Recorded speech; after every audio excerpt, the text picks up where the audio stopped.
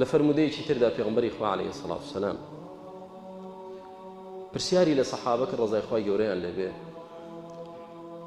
فەرمووی ئەتەدڕونە مەنی الموفلیس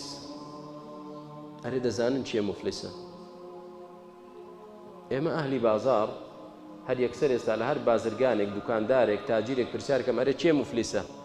ها فڵانە کەس ئیفلاسی هێنا و ڕای کرد فەقیرە چی بکە ئیفلاسی کرد بۆیە سەحابەش جوابەکەیان ئەوە بوو فەرمیان المفلیس فینا من لا درهم له ولا متاع فەرمیانەی پێغەمبەری خوا عەلەیهی سەڵات وسەلام موفلیس لە ئێمە ئەو کەسەیە نە دیرهەمێکی دەمێنێ نە کەلوپەلی ماڵیشی دەمێنێ نابینن ئەوانەی تاجیری گەورە گەورن کە ئیفلاس دەکەن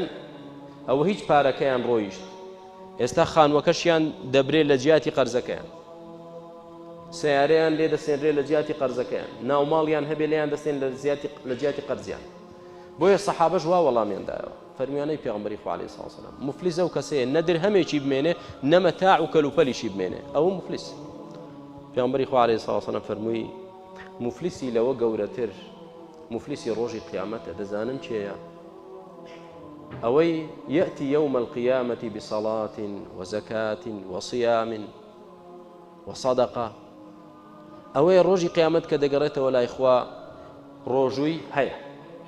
لە سەحیفەی ئەعمالیدا سەیر دەکرێ ڕۆژووی گرتووە نوێژی کردووە سەدەقە و خێری کردووە حەجی کردووە ئێکەواتە بۆ مفلیسە بەڵام یەأتی وقد شتم هذا وضرب هذا وسفك دم هذا واغتاب هذا ڕۆژی قیامەت بەڵام دێ مشکیلەکەی لە چیدایە مشکیلەکەی لە تەعاملی لەگەڵ خەڵکدایە مشکیلەکەی لە تەعاملی لەگەڵ ڕەب العالەمین نییە بەرامبەر خوا نوێژ دەکا ڕۆژوو دەگرێ زەکات دەدا حەج دەکا زیکر دەکا قورئان دەخوێنێ دوعا دەکا بەڵام مشکلەی لە تەعاملی لەگەڵ خەڵک جنێو بەو دەڵێ غەیبەتی ئەو دەکا بوهتان بۆ ئەو دەکات تدخلی عرض و ناموسی ئەو دەکات لە فڵانە کەس دەدا ماڵی ئەو یعنی تەماشا کە ماڵی ئەو دەخوا کەواتە براکانم بەس ئەوە کافی نییە تۆ بەینی خۆت و خوا بڵێی باشکەم بەو شەعائری تەعەبودی بەس ئەوەم چاک بێ ئیتر من چۆن لەگەڵ خەڵک جنێو بە فڵانە کەس بڵێم یاخود غەیبەتی بکەم یاخود بەهتانی بۆ بکەم یاخود لەکەداری بکەم شتانە ئاساییە ئاسایی نییە تۆ مفلیسیت